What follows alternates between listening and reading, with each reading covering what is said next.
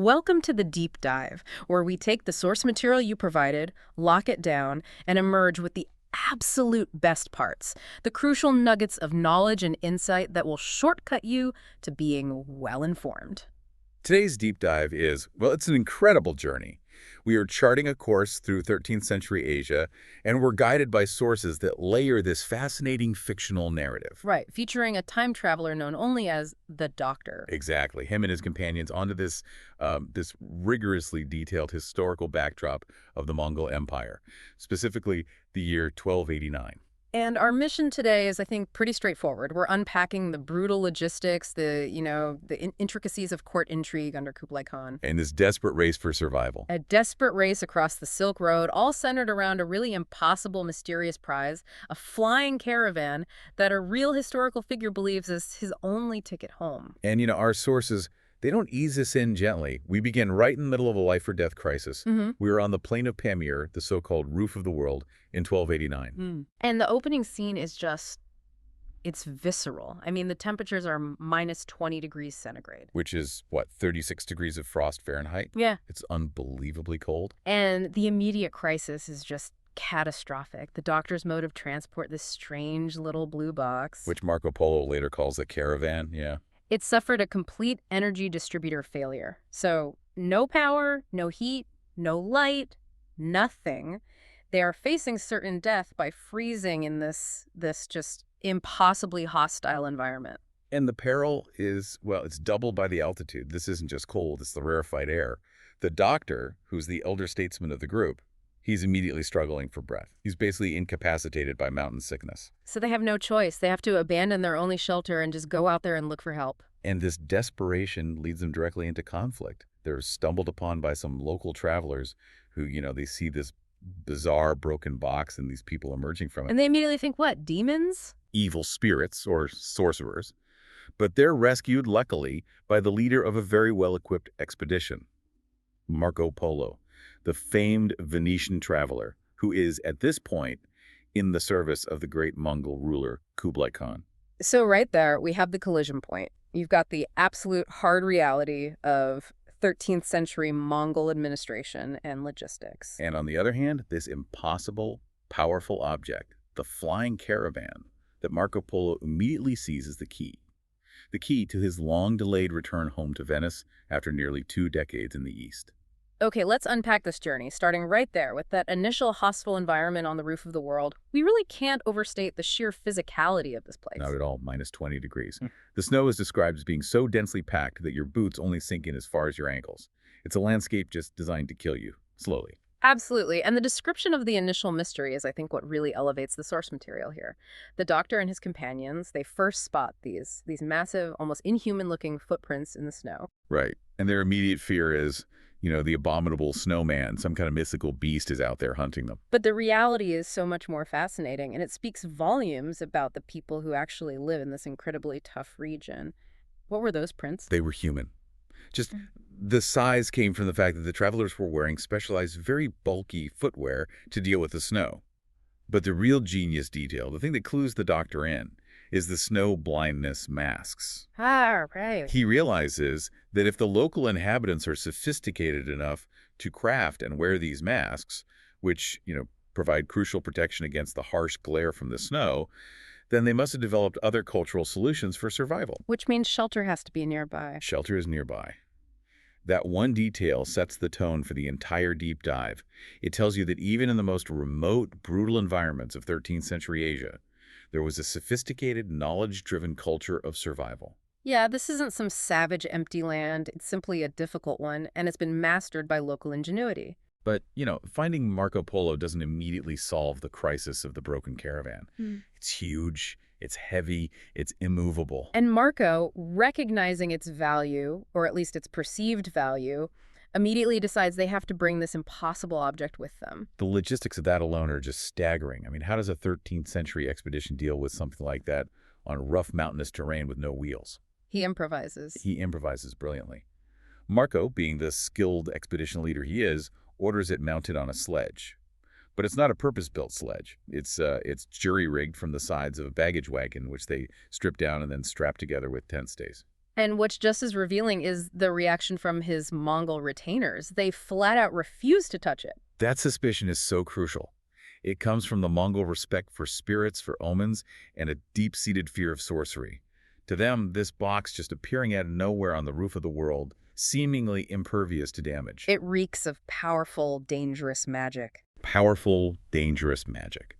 So Ian and Marco have to do the physical labor themselves. They're the ones strapping it down, dusting the sledge with snow to help it slide, and then pushing it down the incline. So this immediately establishes the flying caravan not just as cargo, but as a dangerous, highly sought-after symbol of power. A symbol that Marco Polo instantly recognizes and, well, wants to exploit. And this brings us to Marco himself. So let's just confirm the historical setting here. It's 1289. They are deep in the realm of Kublai Khan. And Marco is a Venetian who arrived in the East around 1271. So he's been there for 18 years. 18 years. He's profoundly successful, he's wealthy, he's powerful, but he is also deeply, deeply desperate to go home to Venice. And his perspective is so vital. He doesn't call the land China, does he? He calls it Cathay. He calls it Cathay, which was the European name for northern China, derived from the Khitan people. And that small linguistic detail, it anchors the story precisely in Marco's 13th century, very European-centric viewpoint, where the true extent of the unified Mongol domains was, still being understood back home. So let's meet the key players who are driving all the political tension on this journey. First, obviously, Marco Polo. He's described as tall, handsome, in his mid-30s, an expert logistician. And most importantly, he's wearing the official seals of the Khan, which gives him absolute authority in these remote outposts. Next, we have the antagonist, Tegana. He's introduced as a Tartar warlord and an emissary of peace sent from Nohai. Who was a ruler that had just recently been at war with Kublai Khan.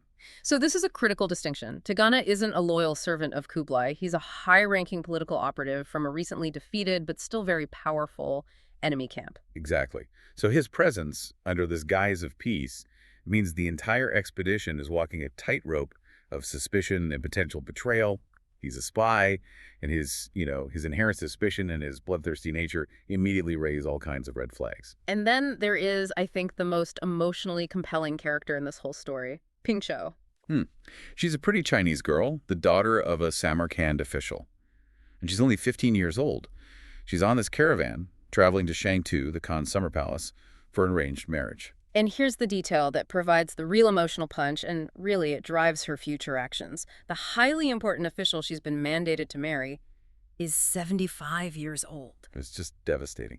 This arranged marriage is a purely political and familial transaction, and Ping Cho's complete lack of personal agency in this enormous, life-defining choice is a really poignant reflection of the period.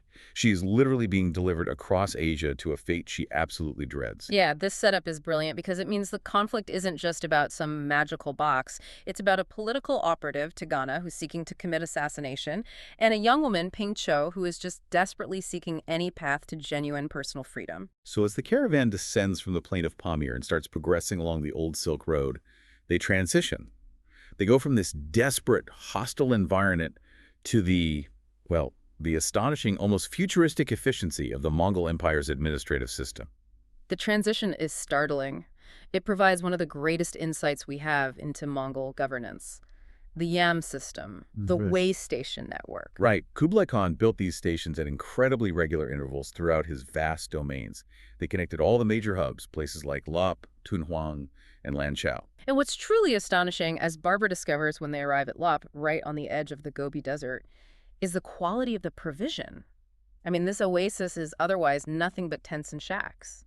But the main way station is incredibly luxurious.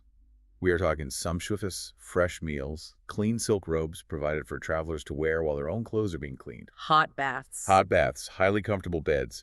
This was an oasis of comfort in the middle of nowhere. This wasn't just comfort, though, was it? It was a strategic tool. Absolutely. The Yam system illustrates the immense administrative power and centralized control of the Mongol Empire. They weren't just nomadic conquerors. They were master logisticians. They understood that standardized, rapid movement of people, goods, and most crucially, military information was the bedrock of controlling a territory that stretched clear across Asia.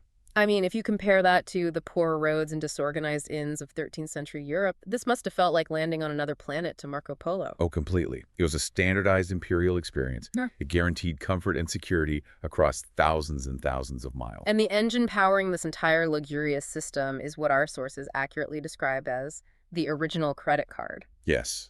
Let's talk about the Pesa, the official seal. So what was it exactly? It's Kublai Khan's official gold medallion, or seal, worn on a heavy gold chain. And if you are traveling in the Khan service and you wear that seal, the Pesa, you have the right to demand anything you may require. Anything. Provisions, horses, shelter, attendance.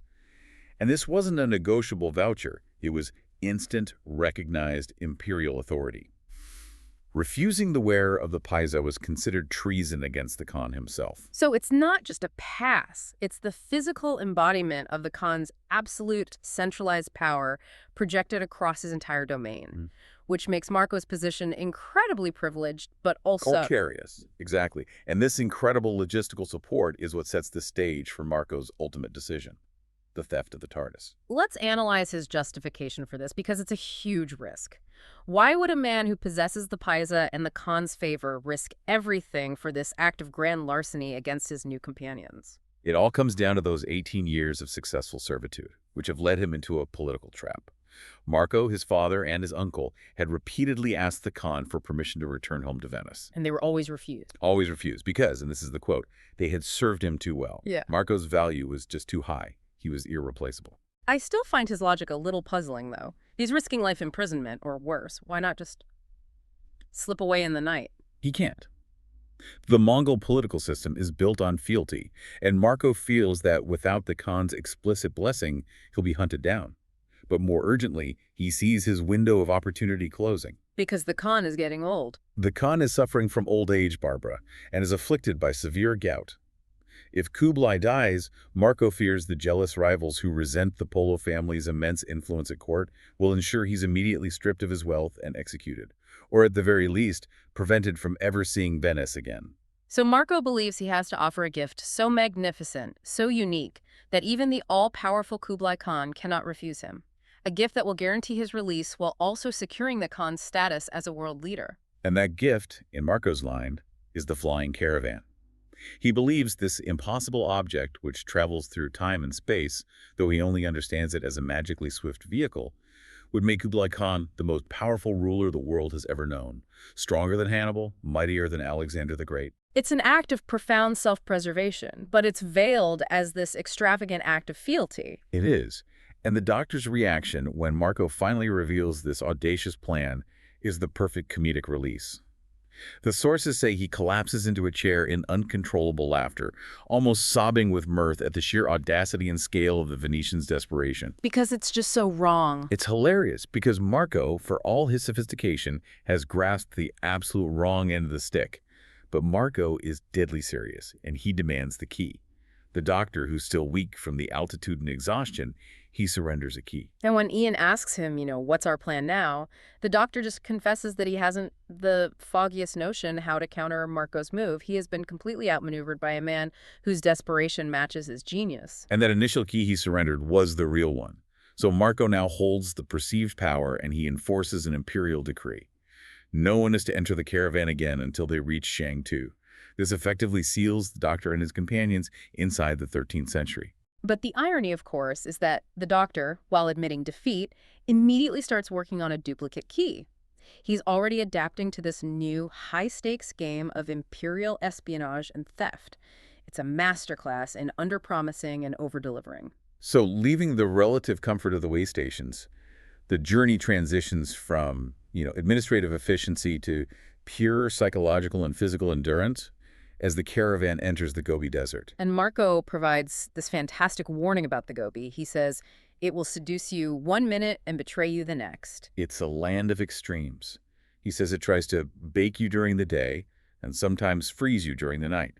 The sheer scale of the desert, combined with those extreme temperature shifts, makes it an existential threat to the whole expedition's morale. And nothing demonstrates the psychological terror of the Gobi better than this phenomenon of the singing sands. When they encounter a major sandstorm, Barbara is absolutely terrified by what sounds like awful laughter. And demoniacal, hysterical shrieking rising from the dunes. Yeah. This is a remarkable historical detail woven into the narrative. Marco explains that this bizarre and terrifying symphony, which sounds like moaning, chuckling, and shrieking, and sometimes even like musical instruments, is simply the wind shifting immense volumes of fine sand across the dunes.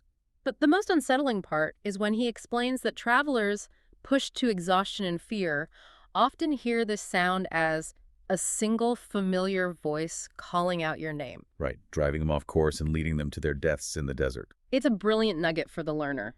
The singing sands phenomenon is real. It's caused by friction and resonance as sand layers slide. But the way the sources frame it highlights the profound psychological stress and superstition that underpinned travel on the Silk Road. It's not just physical hardship. It's a battle against hallucination and terror. And while they're battling the environment, the political intrigue is moving forward, confirming all the suspicion around Tigana. He's caught secretly meeting a Tartar contact, Akumat. He is. And he's setting up the delivery of the stolen prize. Tigana instructs Akumat to follow them with a spare horse and wait for a signal to collect the present, the TARDIS, for Kublai Khan. So this reveals the full scope of the plot. This is not simple mischief. It's a high-level act of political sabotage designed to elevate Nokai against Kublai. And the immediate result of this treason is the water crisis. Tigana murders the guard who was posted by the supply wagon and slits open 7 full gourds of water, Leaving the entire caravan with only 1 day's supply, out of the 8 Marco had so carefully provisioned. Marco's initial interpretation is that it's bandits. He thinks they're being forced to turn back toward Lop, where the supposed bandits would ambush them when they're weakened. But the doctor, using his logical mind, he correctly deduces the lie. He does. He points out there was no campfire near the crime scene, despite the bitterness of the desert night. Tigana intended to eliminate them by thirst, making it look like a tragic accident caused by desperate brigands. This forces Marco into a desperate gamble. A perilous 5-day detour north to a distant, unfamiliar oasis. They have to travel day and night just to survive. It's a moment of profound vulnerability for the entire expedition. And here's where the TARDIS, even broken and locked, acts as this unexpected savior, and it just reinforces its mystical power in Marco's eyes. Right. During one desperately cold night, the doctor is recovering inside his locked, insulated box, and he notices a phenomenon. The heat that was trapped inside the TARDIS from the scorching Gobi day condenses dramatically as the temperature plummets outside. The interior walls become soaking wet with pure distilled water. So they frantically collect it. They fill 4 full jugs. This unexpected supply saves the entire caravan, preventing certain dehydration. And Marco is completely perplexed. He's just shaking his head at the miracle of so much water in so small a caravan. And this accidental act of providence just validates the TARDIS's power in Marco's mind, even though the doctor just snarkily dismisses it as mere condensation. So Marco reclaims the Khan's seal and the key from the doctor, reinforcing this cycle of dependence and conflict. He's now more convinced than ever that this magical box is their ticket to Venice. The journey continues to Tunhuang, which is famous for its temples and, crucially, the Cave of 500 Eyes. And this is another moment where history and fear intersect. Marco takes the opportunity to recount the history of the Hashashins. The Hashashins, known for the drug hashish, which was allegedly used to transport followers to a temporary paradise to incite this murderous loyalty. They're more than just a historical footnote, though. What was their political significance in the 13th century? They were political assassins, they operated out of mountain strongholds, and they were masters of terror and infiltration. Their reputation was so fearsome that they could destabilize entire regional powers with targeted killings. And the fear they instilled was so profound across the Middle East and Asia that their name became synonymous with the term assassin in European languages. A direct reflection of the terror they projected. So Marco's mention of them serves as this sharp reminder that political violence is never far away on the Silk Road. And the Cave of 500 Eyes itself is a marvel of ancient engineering and art. It contains these carved faces of 250 evil men, and the sources note that the eyes on these carvings actually glow in the dark. That's the cleverness of it. The glow is due to the carvers intentionally exposing quartz veins that run through the rock structure. So when light hits them, they reflect, making the eyes appear to follow you, to pierce you in the dim light. It's an unsettling, intimidating setting, perfect for a clandestine meeting. And it is here that Barbara, driven by curiosity, she follows Tigana and overhears his treasonous meeting with Akumat. She confirms the entire mission, Nokai is marching on Karakoram, and Tigana's immediate objective is not just to steal the TARDIS, but to eliminate Marco and the others. And his command is chillingly simple. Put them to the sword. The confrontation that follows is swift. When the Doctor's party discovers Barbara's handkerchief near a hidden passageway, Tigana, the skilled operative, he feigns ignorance and rushes in to rescue her. And he kills the guard. He kills the guard, who was about to stab Barbara and was a crucial witness to the betrayal, with swift, decisive action, claiming the dead man was merely a thief. But the deceit doesn't fool everyone. Susan, the Doctor's highly observant granddaughter, she correctly deduces Tigana's lie. She does. She realizes Tigana claimed he had never been to the cave before, yet he knew instantly about that passageway the moment they found Barbara's handkerchief. So this small, logical breakthrough is crucial. Susan warns Pingcho, beware of him for the rest of the journey. The conspiracy is now confirmed, but Tigana is still operating within the Khan's authority. Right. He's untouchable until they can prove his treason to Marco. So as they continue moving east, the administrative structures of the Mongol Empire come into even sharper focus, and we get another excellent nugget about the sheer logistical speed required to govern such a vast domain. The introduction of the special courier system. Tell us about that. This is truly reflective of the Mongol genius for speed and communication. The courier, a man named Ling Tao, is described as wearing tight breeches, a shirt, and this wide belt ringed with bells. He is the human embodiment of the Mongol information network. Why the bells? That seems like an odd choice for a secret messenger. The bells are strategically essential. They serve as a sonic warning system. Ling Tao rides without respite, changing horses every single league, which is often less than 3 miles. So the sound of the bells ringing in the distance warns the way station attendants that he's coming. Exactly. So they can saddle a fresh, rested steed before the courier even arrives. This ensures there is zero downtime, maximizing the speed of the message delivery. That is an incredible level of standardization and efficiency. They could cover up to 100 leagues a day. Which is maybe 300 miles. Comparing that to Europe at the time, where a messenger might average 20 or 30 miles a day, the Mongol system was revolutionary. It secured the integrity and unity of the empire. Kublai Khan could receive and send information faster than any other ruler in the world, allowing him to react instantly to threats and uprisings, from Peking all the way to Persia. But despite Susan's warning, Marco is still operating under the influence of Tigana's constant misinformation.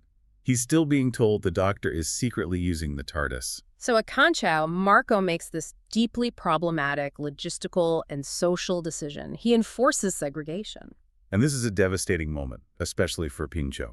Marco cites the need for her to maintain her exalted station in life as she approaches Cathay and prepares for her marriage. And he separates her from Susan, who had become a friend and a confidant. This move is driven by Marco's suspicion of the sorcerers and his desire to reinforce Pingcho's high social standing for her wedding. But it isolates her at the exact moment she needs support the most. And that segregation immediately backfires on Marco. Pingcho, knowing her dreadful fate is approaching, now fully believes her friends, the sorcerers, are in danger because of Marco's greed. So she resolves to act. She uses her wits to find Marco's hiding spot for the keys. He hid them in a compartment at the back of his journal. She steals one of the keys, intending to help the Doctor escape. Then, desperate and homesick, she just runs away, attempting to head back towards Samarkand to avoid the marriage entirely. Marco is furious, but he's bound by imperial mandate. He has to proceed immediately to Shangtu. Ian, however, volunteers to ride back to find Pingcho. And to check on the TARDIS, which Marco, seeking to increase his own speed, had sent ahead with a commercial caravan. And it's a good thing Ian goes back because the plot is thickening rapidly. Ian catches up with the convoy and discovers the TARDIS has been diverted north toward Karakoram by Kuju, who's Tigana's agent. And Kuiju, being misinformed about the nature of the box, believed it was a warlord's tomb. That misidentification is so critical. It shows how even Tigana's own agents couldn't comprehend the truth of the object. They just default to the nearest cultural reference for a small, powerful, highly guarded box. A tomb containing a powerful relic for Nogai Khan. Yeah. But thanks to the help of the speedy courier, Ling Tao, Ian intercepts the stolen TARDIS and recovers it. And he then makes one final desperate effort to convince Marco of the truth. This is just a moment of pure narrative frustration. Ian tells Marco the absolute truth. He says, "We come from another time 700 years in the future." He even cites the Crusades and other historical events as proof. But Marco, convinced by his own worldview, his desperation, and Tigana's constant whispering in his ear, he just refuses to believe him. He dismisses the idea as the eccentricities of the English. And tragically, his belief is tied to the key. He tells Ian, if I did, Ian, I would give you the key. Yeah. Marco cannot afford to believe in time travel. He can only afford to believe in a unique, magical vehicle that will earn his freedom. The caravan continues to Shangtu, the Khan's summer palace, and our sources describe just staggering opulence awaiting them. The palace walls are red lacquered with golden trellis work. The stables house 20,000 white stallions ready for the Khan's entourage and the Mongol army. And finally, we meet the mighty Kublai Khan. He is a man of enormous authority and power, but Physically, he's revealed as frail, gout-ridden, and old. And his physical weakness stands in sharp contrast to his absolute imperial power, creating the necessary vulnerability for the impending treason. we also learn he is a huge gambler. A huge gambler. The Khan immediately addresses Ping Chou's situation. Yeah. And in a moment of really gentle irony, Kublai informs Ping Chou that her 75-year-old fiancé died. And the cause. He drank the elixir of life and eternal youth. A fatal concoction of quicksilver and sulfur. That detail alone is a deep dive into the desperate extremes of the era. The ultimate irony. A desperate search for longevity results only in a toxic, immediate end. So Ping Chou is free, and she immediately blushes while looking at the handsome, capable courier Ling Tao. And the Khan, being the master of all Asia, now has a new match to arrange, and Ling Tao is a newly promoted candidate. But before that, we have to address the Doctor's final, counterintuitive strategic masterstroke. Right. The journey from Shangtu to Peking provides the setting.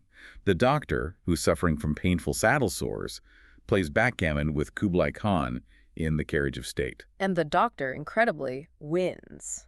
He wins immense wealth. 35 elephants, 4,000 stallions, 25 tigers. The sacred tooth of Buddha, and all the commerce from Burma for an entire year. He becomes the wealthiest man in Asia almost overnight. But then he wagers everything, all his winnings, against the TARDIS key, and he loses. He deliberately loses. Why? After all this effort to reclaim his property, why does he deliberately lose it back to the Khan? It's a genius psychological and strategic play. By honoring his gambling debt to Kublai, the Doctor wins the Khan's absolute trust. And he ensures the TARDIS is brought into the most secure location in the entire empire, the Peking throne room, as the Khan's personal property. So he's not trying to sneak it out. He's ensuring it is delivered to the exact place where he suspects the assassination attempt will occur. Which allows them to be close enough to intervene. It's an act of voluntary temporary surrender to gain the ultimate strategic advantage. The stage is set. The TARDIS is delivered into the Peking throne room. Kublai, hobbling from a recurrence of his gout, he examines this strange, small box that has caused so much turmoil. And he is undeniably underwhelmed. He asks Marco to measure it, finding it impossible to believe that 4 people, let alone a magical vehicle, could travel inside such a tiny thing. The physical reality just doesn't match the legend. But Kublai still perceives the immense symbolic potential.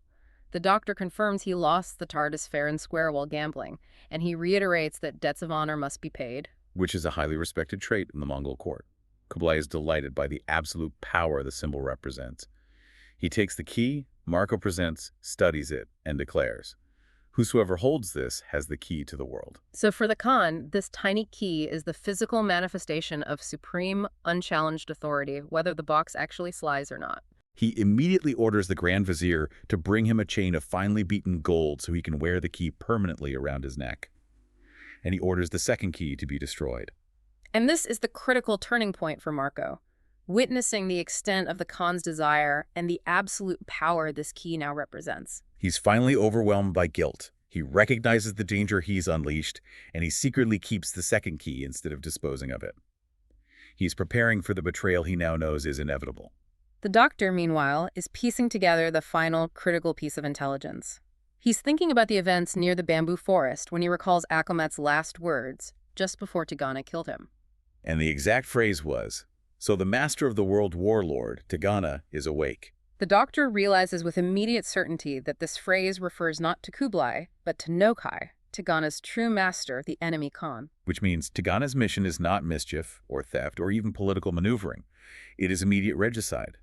The Doctor orders Marco to call out the palace guard, but the speed of the plot is just too great. It's too late.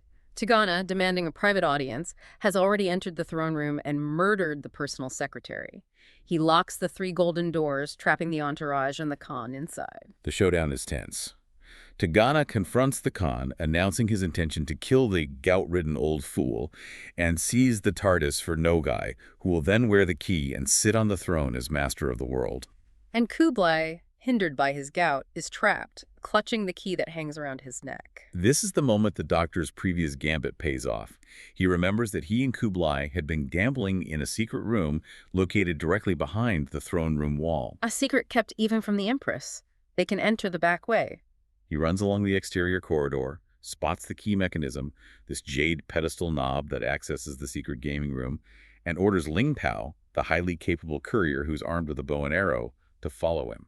The Doctor looks through the Judas eye, confirms Tigana's position, and then turns the interior knob.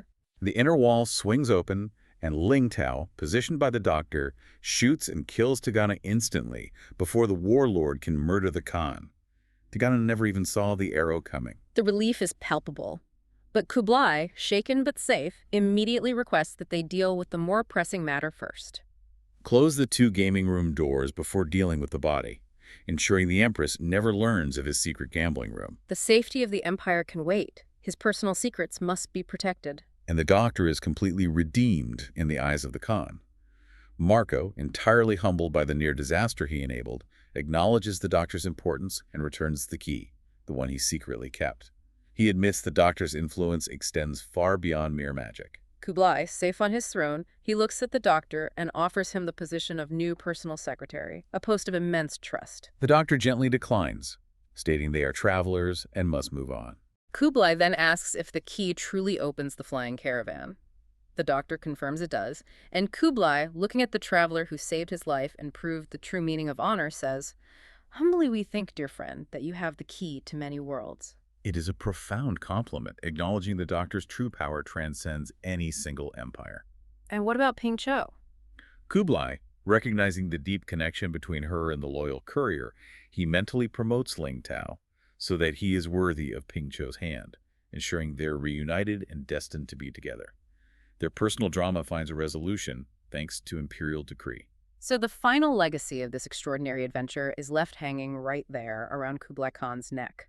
The Khan continues to wear the key, seeing it as the ultimate symbol of his rule. And the sources state that to this day in a Peking museum, part of the Imperial Palace complex, a gold chain and a key from the Yuan dynasty are displayed, inscribed as the key to the world. What an incredible deep dive. I mean, we started on the frozen Pamir, traversed the singing sands of the Gobi, analyzed the hyper-efficient logistics of the Mongol way stations and their courier network, Navigated the opulent but deadly imperial court under Kublai Khan, and stopped a massive treasonous plot that could have reshaped all of 13th century Asia. It was a journey of survival and political brilliance, where the greatest logistical genius of the age, Marco Polo, was ultimately humbled by the knowledge and strategy of a man who traveled from the future. And the real nuggets here weren't just the plot points, but those granular details. The standardized baths and silk robes of the Yam system, the strategic need for the courier bells, and the profound centralized power embodied by that piezo gold seal. The source material ends with a beautiful reflection from Marco Polo, who is finally given the permission he craved to travel home. And he believes his adventure is literally impossible to tell the Venetians, who would never believe the truth of Cathay, let alone the flying caravan. Marco says, "Half of all I have seen in Cathay is difficult to believe, but to tell of this adventure would be impossible. Yet you, the learner, now know that a museum in Peking still holds that key, inscribed with that impossible title, the key to the world." It makes you wonder, doesn't it? If a story as fantastical as this has left a physical, tangible artifact, a key worn by the master of the world, what other incredible, improbable truths might be disguised as legends or simply dismissed as fiction in our own historical records? What stories were simply too big, too complex, or too impossible for those who live them to ever convey to the rest of the world? Go forth, look at the legends with new eyes, and explore. We'll see you next time for another deep dive.